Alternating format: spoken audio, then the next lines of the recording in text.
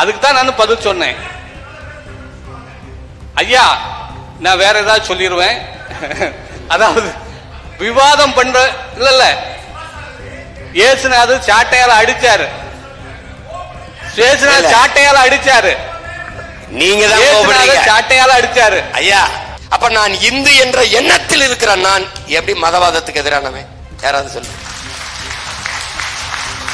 எப்படி எதிரானவன்? தேர்தல் வரும்போது எங்க கட்சியில் 90 விழுக்காடு இந்துக்கள் தான் என்று சொன்னது சீமானா ஸ்டாலினா? 90 விழுக்காடு இந்து, 100 விழுக்காடு இந்து பிஜேபி, 90 விழுக்காடு இந்து திமுக. இதுல என்ன வேறுபாடு? அவனை மதத்தாலே நீ பாத்துக்கிட்டு இருந்திருக்கா, நீ எவ்வளவு பெரிய அயோக்கிய பைய, எவ்வளவு பெரிய திருட்டு பைய. ஒரே ஒரு நன்மை, ஒரு நன்மை, அமைதியாரியா. இதுல நீ புடுங்கி பெரியார் படிக்க வச்சார், இவரு படிக்க வச்சார், எங்க அப்பன் படிக்க வச்சா ஆடு மாட்டை வித்து பண மரத்தை வித்துட்டு பைத்தியக்காரப்பட பிச்சை எடுத்து படிக்க வைக்கிறான்டா. என் தாத்தா எங்க காமராஜ் பிச்சை எடுத்து மதிய உணவு ஓடுவோம், பிள்ளை பசியால படிக்க வர மாட்டேங்கிறான். நன்கொடை கேட்டான்டா, கையெழுத்தி நின்னான்டா, நன்கொடை கேட்டான் காமராஜ். இடஒதுக்கீடு கொடுத்த இடஒதுக்கீடு நான் நீ உட்கார்ந்து கிடமே நான் போட்ட பிச்சைடாடே அப்படின்னு நம்ம சொல்ல தவறிடுறோம். தோத்திரம்ண்ணா, தோத்திரம். வணக்கம், நான் பழனியில இருந்து வந்திருக்கேண்ணா. உங்கள்ட்ட ஒரு சின்ன 2 கேள்வி. இப்ப கிறிஸ்தவர்களுக்கு பாத்தீங்கன்னா இடஒதுக்கீடுல இல்லைண்ணா, இடஒதுக்கீடு கொடுக்கல, உள்ள இடஒதுக்கீடு. இது ஒரு வருத்தத்துக்குரியதுதான். இவ்வளவு காலமா நம்ம யாருக்கு வாக்கு செலுத்தணுமோ அவங்க கிட்ட இந்த கேள்வியை கேட்காம வாக்கே செலுத்தாத இது இது ஏன் இடஒதுக்கீடு தரல அப்படின்னு கேட்கறது, அதுக்கு என்ன, அதுக்கு நேரம் இல்லை. நாம வர்றோம், எல்லாருக்குமான இடத்தை பகிர்ந்து கொடுக்கிறோம். இவர்கள் செய்ய மாட்டார்கள். இவர்கள் குடிவாரி கணக்கை எடுக்க மாட்டார்கள். எடுத்தால் தமிழர் அல்லாதவர்கள் பன்னெடுங்காலமாக இங்கு அதிகாரத்தில் இருப்பது வெளியே தெரிந்துவிடும். இறைமகன் இயேசு மனிதம் பரப்பினாரா மதம் பரப்பினாரா? நான் கேட்கறதுக்கு எந்திரிச்சு சொல்லுங்க. அப்புறம் நீங்க கிறிஸ்தவத்தை தோற்றுவித்தது யார்? வரலாறு யாரு சொல்லுது? இயேசு தோற்றுவித்தார்னு எங்க வாங்க இயேசு தோற்றுவித்தார் கிறிஸ்தவத்தை. அதாவது இந்த இயேசு ஆண்டவர் இந்த உலகத்திலே கடவுளுடைய நற்செய்தியை அறிவிக்க வந்தார். ஆனால் அவருடைய சீடர்கள் தான் கிறிஸ்தவ மதம் என்பதை உருவாக்கினார்கள்.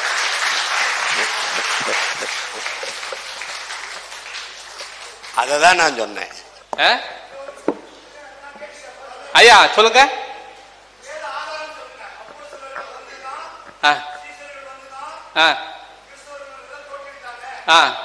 திருத்தூதர்கள் பணி 11வது பிரிவுல வாசி பாருங்க. திருத்தூதர்கள் பணி அப்போஸ்தலிக்க நடவடிக்கைகள் 11வது பிரிவுல வாசித்து பாருங்க. சரியா? அந்த கிறிஸ்தவர்கள் அவங்க தான் உருவாக்குனாங்க. ஆமா, அதுதான் தொடக்கம். அதுக்கு தான் நான் பதில் சொன்னேன். ஐயா நான் வேற ஏதாவது சொல்லிடுவேன்.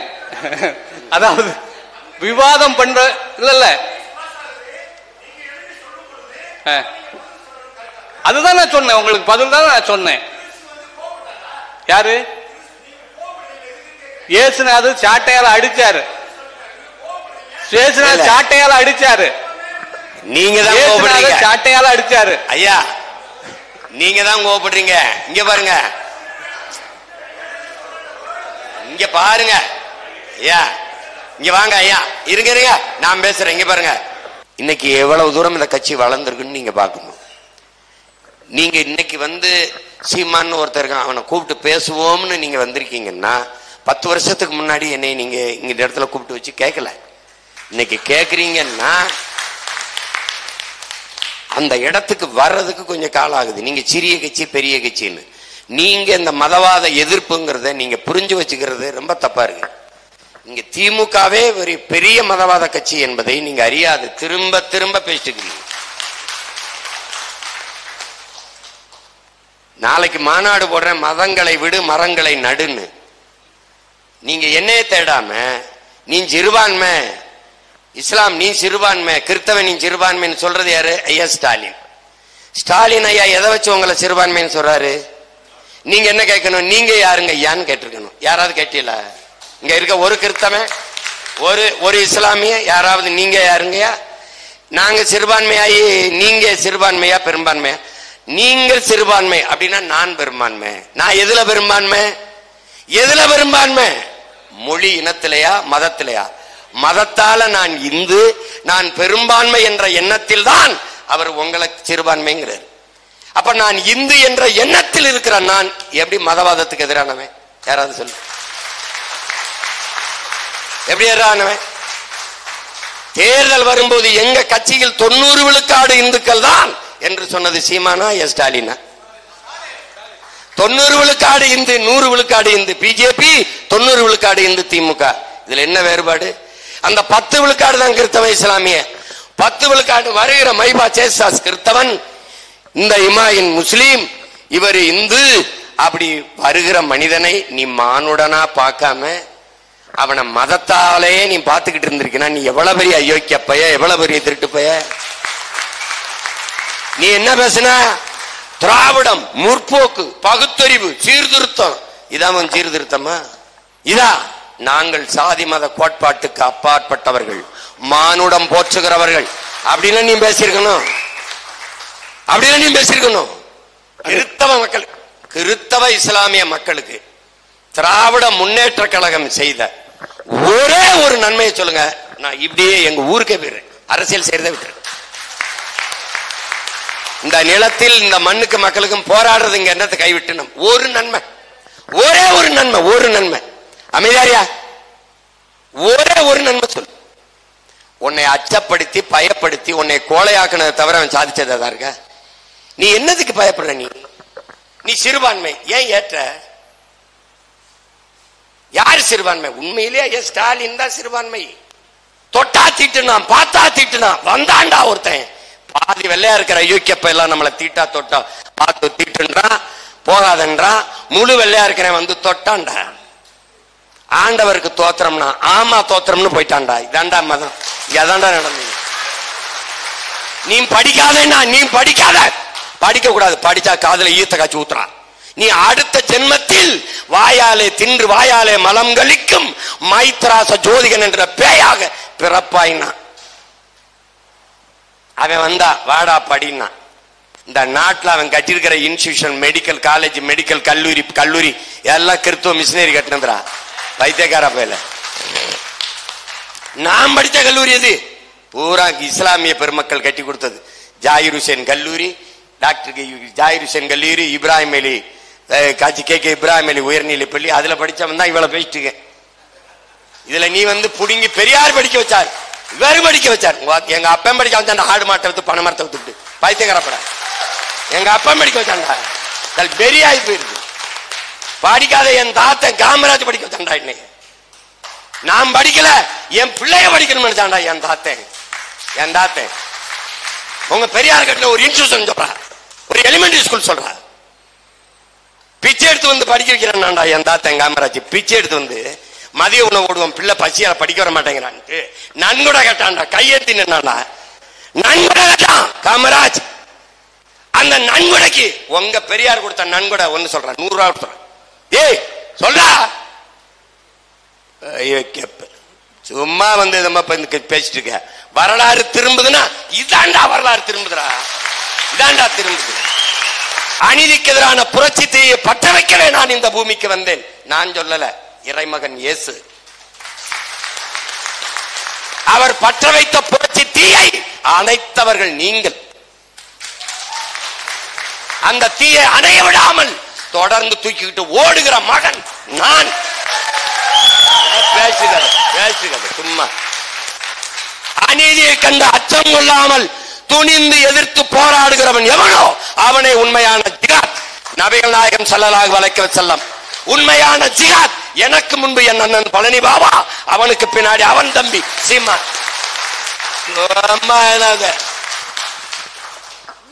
எதையாவது பேசிட்டு இருக்காத, சும்மா போட்டு நீ எனக்கு போடாத, எனக்கு போடாத, எவனுக்கோ போடு, ஆனா திமுக போட்டாது.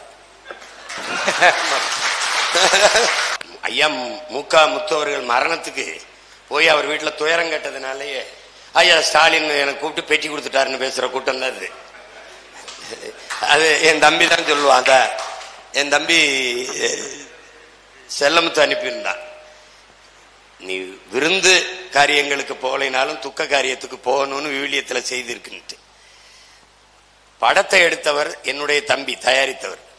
அவர் கூப்பிடும் போது அங்க போய் நீ எடுத்தது சரிதான், கிறிஸ்தவத்தை இப்படி சொன்னது சரிதான் அப்படின்னு பேசல.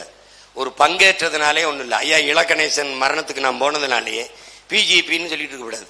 நீங்கள் புரிந்து கொள்றதுல இருக்கு. நான் எடுத்து வைக்கிற கருத்தை தான் நீங்க பார்க்கணும். உங்க அண்ணன் அன்னைக்கு சொன்னாரே, இன்னைக்கு சொன்னாரே, 2010 இந்த அரசியல் இயக்கத்தை தொடங்கியதிலிருந்து நாங்கள் எடுத்து வைக்கிற கருத்தியல் கோட்பாடு என்ன, இதை தான் நீங்க பார்க்கணும். நீங்க அதை சொல்றாங்களே, இதை சொல்றாங்களே, இதை சொல்றாங்களே. நான் அந்த நிகழ்ச்சியில பங்கேற்றதே உங்களுக்கு பிரச்சனை, என்னை நிராகரிங்க. பரிசுத்தி அவையார் இட்லி அபிமான் கேட்டவருக்கு ஏன் போட்டிய? கன்னியாஸ்திரிகள் எல்லாம் கன்னியாஸ்திரிகள் இல்லையே அப்படின்னு சொன்ன கருணாநிதிக்கு ஏன் போட்டியே? ஏன்னா அவர் கர்த்தரால் ஆசீர்வதிக்கப்பட்டவர், நான் கர்த்தரால் நிராகரிக்கப்பட்டவனா? என்னது நெஞ்சில பைபிளை வச்சுக்கிறீங்க, சாத்தான் கருணாநிதி கையை பிடிச்சிட்டு போயிட்டே இருக்கிறீங்க. எப்படி எப்படின்னு சொல்லு. அப்ப உண்மையிலேயே ஒரு மகனுக்கு வலிக்கு மேல என்னடா இது, நான் ஒன்னும் தாவிது இல்ல ஒண்டி வில்ல வச்சு ஒரே அடியா மண்டையில அடிக்கிறதுக்கு. அது சொல்லும் போது நல்லா இருக்கு, செய்யறதுக்கு அந்த ஒண்டி வில்ல அடிச்சு அடிக்கத்தான் போராடுறேன். ஆனா 2 பூதம் இருக்கு. ஒரு பூதம் கோலியாத்துன்னு, ஒரு பூதம் அல்ல, கோலியாத்து டபுள் ரோல் போட்டிருக்கு இல்லைங்க. அதான் பிரச்சனை இருக்கு. அது ஒரு நிகழ்ச்சி, ஒரு திரைப்பட நிகழ்ச்சி. நமக்கு உடன்பாடு இருக்கு இல்ல, அந்த கருத்துல நமக்கு உடன்பாடு இருக்கு இல்ல, அதை ஏற்கிறனா இல்லையான்னு கேட்டீங்கன்னா அதை ஏற்கல. ஆனா அது ஒரு கருத்து, அதை போய் நம்ம ஒன்னும் சொல்ல முடியாது. இல்ல இல்ல இல்ல இல்ல தம்பி, கோதுமைக்கும் அரிசிக்கும் கிறிஸ்தவர்கள் மாறவில்லை. நீங்க தயவு செய்து அந்த வரலாறை மாற்றணும். அப்படி சொல்றாங்க தப்பு. ஏன்னு சொன்னால் அண்ணன் சொன்னதுதான், அடிமைத்தனத்தில் இருந்தவர்களுக்கு ஆண்டவன் பேரை சொல்லி சம உரிமை கொடுத்ததனால் கிறிஸ்தவர்கள் ஆனார்கள். இருங்க, இப்போ இன்னும் இஸ்லாத்துக்கு கிறிஸ்தவத்துக்கு மாறுகிறது இருக்கா இல்லையா? மதம், வழிபாடு, உணவு, உடை எல்லாம் அவரவர் சொந்த விருப்பம், அவருடைய உரிமை. அதுல இன்னும் போறது. இப்ப இன்னும் கோதுமை அரிசிக்கு கஷ்டமா இருக்கா? அதனால மாற இழிவு இருக்கு, தீண்டாமை இருக்கு, சாதிய கொடுமை இருக்கு, சமத்துவம் சகோதரத்துவம் இல்ல. ஒன்னு சொல்றேன், கிறிஸ்தவம் எங்கு தோன்றிய மதம்? ஐரோப்பா இல்ல. இஸ்லாம் எங்கு தோன்றிய மதம்? அரேபியா இல்ல. அதாவது கிறிஸ்தவம் ஆசியாவில் தோன்றி ஐரோப்பிய மதமாக மாற்றப்பட்டது. இஸ்ரேல் எப்ப வந்துச்சு?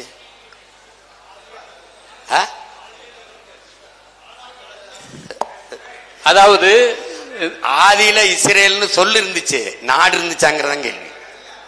அப்ப நீங்க பாட்டுக்கு இப்படி இஸ்ரவேல் மக்கள்னு பைபிள்ல இருக்குங்கிறதுக்காக இந்த இஸ்ரேல் இருந்துச்சுன்னு நீங்க சொல்லக்கூடாது. இது உருவான ஆண்டு எப்பன்னு இருக்குல்ல. இப்ப நீங்க இதை கவனிங்க, அரேபியால தோன்றிய சமயம், ஐரோப்பால தோன்றிய சமயம் இருக்குப்பா. இந்தியாவுக்குள் இவ்வளவு தூரம் பரவ காரணம் இங்க தோன்றிய இங்க பௌத்தம் இருந்தது, சீக்கியம் இருந்தது, சமணம் இருந்தது, சைவம் இருந்தது, வைணவம் இருந்தது, இப்படி பல சமயங்கள் இருந்தது. இந்த சமயங்கள் எல்லாம் எப்போ இந்துவாகுது அப்படின்னா, வெள்ளைக்காரர்கள் ஆளும் போது அன்றைக்கு கல்கத்தால ஆளுநராக இருந்த சர் வில்லியம் ஜோன்ஸ் அவர்கள் போட்ட கையெழுத்துல இது கூட்டு, இது அவியல், இது பொரியல், இது சாம்பார், இது சோறு, இது ரசம் எல்லாம் சேர்ந்து சாப்பாடு என்று ஆன மாதிரி இந்த சமயங்கள் எல்லாம் சேர்ந்து இந்துனாச்சு. ஆனால் வெவ்வேறு நாடுகளில் தோன்றிய இந்த சமயங்கள் இங்கு பரவிய அளவிற்கு பௌத்தம் இந்தியாவில், இந்திய நிலப்பரப்பில் இங்கு தோன்றிய பௌத்தம் இந்த நாடுகள் எல்லாம் பெருகி வளர்ந்த அளவிற்கு இந்த சமயம், இந்து சமயம் ஏன் வேற நாடுகளில் பரவவில்லை, வளரவில்லை என்றால் அந்த சமயங்களில் இருக்கிற சமத்துவமும் இந்த சமயத்தில் இருக்கிற சமத்துவமற்ற ஏற்றதாழ்வும் தான் காரணம்.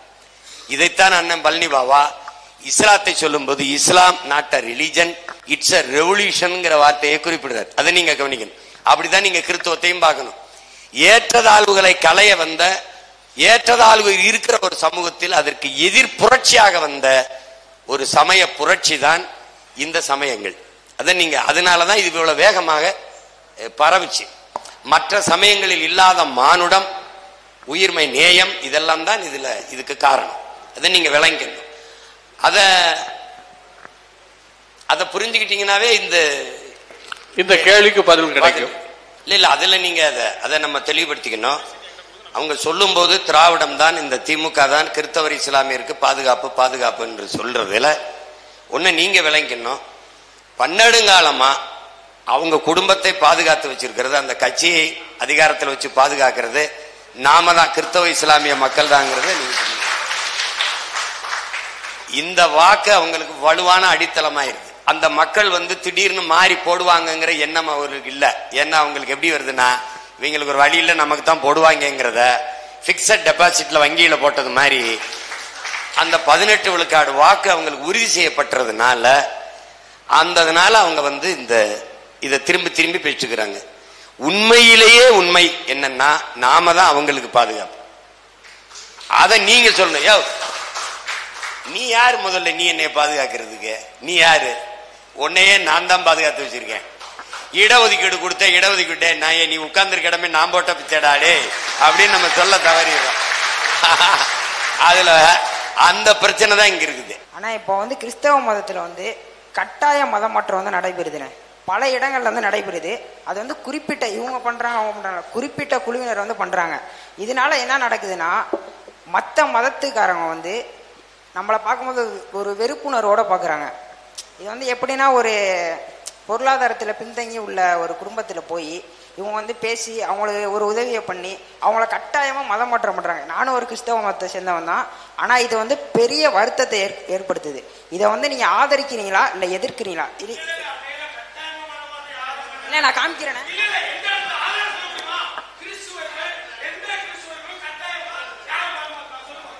தம்பி தம்பி தம்பி ஐயா ஐயா கொஞ்சம் உட்காருங்க. இல்ல ஒரு பக்கம் கிடையாது. அவர் தெரியாம பேசுற. இருங்க. மதம் மாறுவது என்பது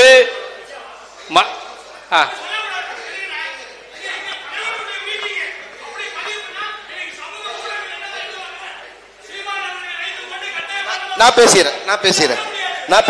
இருங்க. நான் இதுக்கு பதில் சொல்லிடுறேன். நானும் தமிழனாக பிறந்தவன். இருங்க. நான் தமிழனாக பிறந்தவன், இந்துவாக வளர்க்கப்பட்டவன். ஆனால் நான் மன நிறைவோடு கிறிஸ்துவை ஏற்றுக்கொண்டு நான் வாழ்ந்து கொண்டிருக்கிறேன். எவனோ எனக்கு எந்த துண்டும் கொடுக்கல, எந்த ஒரு பணமும் கொடுக்கல. நான் மனப்பூர்வமாய் கிறிஸ்துவின் மார்க்கத்தை ஏற்றுக்கொண்டு வாழ்ந்து கொண்டிருக்கிறோம். ஆகவே ஆதாரமற்ற குற்றச்சாட்டுகளை யாரும் பரப்ப வேண்டாம். இது இந்துத்துவத்துடைய சதிகார செயல். எனவே நாங்கள் ஒருமனதாக கிறிஸ்துவத்தை ஏற்றுக்கொண்டிருக்கிறோம். ஆகவே எதுவும் எதை கொண்டும் நாங்கள் மாறவில்லை என்பது உண்மையான ஆணித்தரமான உண்மை செயல். நன்றி. சரி, நன்றி. அன்னை ஏற்கனவே சொல்லிட்டாங்க. அதாவது மதம் என்பது ஒவ்வொரு மனிதனுடைய தனிப்பட்ட விஷயம், தனிப்பட்ட உரிமை. ஒண்ணு கணிச்சுக்கிறேங்க, கிறிஸ்தவ மதம் மாத்திருக்கணும் அப்படின்னா, வெள்ளக்காரன் இந்த நாட்டை ஆண்ட காலத்துல அவன் அவ்வளவு ராணுவ வலிமை வச்சு அவ்வளவு அடக்குமுறை ஒடுக்குமுறை வச்சிருந்தவன் மொத்த பேருமே கிறிஸ்தவரா மாத்திருக்கலாம். ஆமா, பாபர் நினைச்சிருந்தா அவர் எல்லா பேரையுமே கிறிஸ்தவ இஸ்லாமியனா மாத்திருக்கலாம். அது செய்யல. நீங்க இங்க இருக்கிற மக்களுக்கு, இப்ப அரசியல் செய்யறவர்களுக்கு இது ஒரு கருவியா இருக்கு. அதனால கட்டாய மதம், விருப்ப மதம் அவனவன் விரும்பி ஏற்பான். நான் என்ன இலையில நீ என்ன உணவை வச்சாலும் எதை முதல்ல எடுத்து சாப்பிடுறதுன்னு முடிவு எடுக்கிறது நான் தான். இது நல்லா இருக்கும் சாப்பிடு, இது நல்லா இருக்கும் சாப்பிடு நீ சொல்லக்கூடாது. எனக்கு எது பிடிக்குமோ அதை தான் நான் செய்ய முடியும். எனக்கு கிறிஸ்தவம் விருப்பமா இருக்கு ஏற்கிறேன், இஸ்லாம் விருப்பமா இருக்கு ஏற்கிறேன், இந்து மதம் இந்த சமயம் எனக்கு விருப்பமா இருக்கு அதுல இருக்கேன் தொடர்றேன். எனக்கு நீ ஏன் சிவனை கும்பிடுற, முருகனை கும்பிடாம, நீ ஏன் விநாயகரை கும்பிடுற, நீ கிருஷ்ணரை கும்பிடாம, இது எனக்கானது. மதம் என்பதும் இறை வழிபாடு என்பதும் உணவு என்பதும் உடை என்பதும் அவரவர் உரிமை. அதை போட்டு குழப்பிக்கிற கூடாது. இந்த கட்டாயம்ங்கிற சொல்லு அது நம்ம ஏற்க முடியாது. நமக்கு தெரிஞ்சு எங்க நடந்ததா இல்ல, அதனால அதை விட்டுருவோம். அது அல்ல இங்க விவாதம். ஆமா, அதனால அன்புக்குரியவர்களே, இதுகாரும் நீங்கள் எல்லோரும் உங்களுடைய கேள்விகளை முன்வைத்து அண்ணன் சீமானிடம் பேசி இருக்கிறீர்கள். அதுல இருந்து எல்லாருக்கும் ஒண்ணு, கொஞ்சம் எனக்கு பயணத்துக்கு நேரம் ஆகுது. இன்னும் ஒரு சந்திப்புல பேசுவோம், நிறைய மனமிட்டு பேசுவோம். இதுல ஒவ்வொருத்தருக்குள்ளே வருத்தங்கள் இருக்கும், காயங்கள் இருக்கும். கடந்த காலம்னு பேசிக் கொண்டிருக்காமல் எதிர்காலத்துல நம் பிள்ளைகளுக்கு எது சரியான அரசியல், எது பாதுகாப்பான அரசியல், எந்த அதிகாரம் இந்த நிலத்தை, வளத்தை, இந்த மண்ணை, மக்களை பாதுகாக்கும் என்பதை புரிந்து கொண்டு என்னரும் இறை மக்கள், என் இனிய சொந்தங்கள், இஸ்லாத்தை, கிறிஸ்தவத்தை ஏற்றிருக்கிற என் அருமை தமிழ் சொந்தங்கள், இனிவரும் காலங்களில் நீங்கள் ஆழ்ந்து தெளிந்து யோசித்து வாக்கு செலுத்துங்கள். எங்களுக்கு செலுத்துங்கள் என்று நான் எப்பவும் கேட்கல. எது சரியோ அதை செய்யுங்க. அதுதான் உண்மையிலேயே இறை மக்களுக்கு அழகு. அந்த வழியில் செய்யுங்கள். மறுபடியும் சொல்றேன், அநீதிக்கு எதிரான புரட்சி தீயை பற்ற வைக்கவே நான் இந்த பூமிக்கு வந்தேன் என்று சொன்ன இறைமகன் இயேசுவின் வாக்கியத்தை நினைவில் வைத்துக் கொள்ளுங்கள். உன்னுடைய அதிகாரத்தை உன் இனம் சாராதவனிடத்தில் ஒப்படைக்காதே என்று சொன்னதையும் நினைவில் வையுங்கள். அந்த புரட்சி தீயை, அவர் பற்ற வைத்த புரட்சி தீயை அணைய விடாமல் அடைகாப்பது நம் ஒவ்வொருடைய கடமை. நன்றி, வணக்கம்.